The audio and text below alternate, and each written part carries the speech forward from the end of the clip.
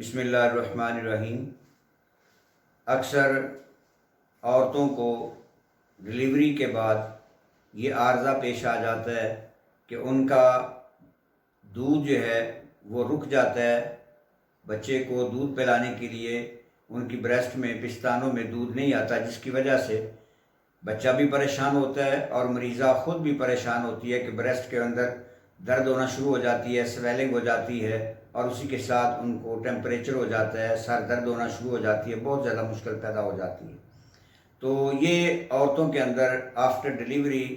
दूध का ब्रेस्ट के अंदर रुक जाना, इसके लिए होम्योपैथिक के अंदर सबसे बड़ी मेडिसिन आर्टिका यूरिनस है। आर्टिका यूरिनस अगर आप देंगे तो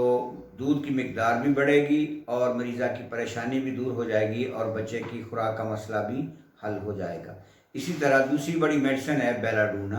अगर बुखार हो जाता है, सर में दर्द है और ब्रेस्ट का रंग भी सुर्खी माइल हो जाता है, प्रेशर के साथ अचानक दर्द की टीसें उठती हैं, तो ऐसी सूरत हाल में अगर आप बेलाडूना 1 ml के अंदर मरीज़ा को इस्तेमाल करवाएंगे तो इंशाल्लाह फ़ौरी तौर पर उसका ये मसला सॉल्व हो जाएगा और दूध आना शुरू हो जाएगा। तीसरी बड़ी मेडिसिन है पल्साटीला। अगर औरत का मिजाज पल्साटीला का है, शर्मीला मिजाज है, सलीका शार है और अपनी तकलीफ़ पर, अपने दुख पर वो आबदीदा हो जाती है, फरमा बरदारी अपने शौहर की करती है, ऐसी औरत को अगर आफ्टर डिलीवरी दूध जो है रुक जाता है तो उसके लिए पल्साटीला 1 ml के अंदर अगर सुबह शाम देंगे तो बहुत जल्द उसका ये मसला हल हो जाएगा। तीसरी बड़ी चीज़ ये है कि अगर बाज़ औक़ात ऐसा होता है कि ज़च्चा के यहाँ बच्चा पैदा होता है और बच्चा फौत हो जाता है, जिसकी वजह से गम के असरात उस पर आ जाते हैं, तो अगर गम की वजह से, दुख की वजह से, परेशानी की वजह से अगर उसको दूध रुक जाता है तो फिर उसके लिए आप इग्नेशिया आप मेडिसिन इस्तेमाल करवाएंगे तो उसका दूध जो है वो जारी हो जाएगा और मसला उसका हल हो जाएगा।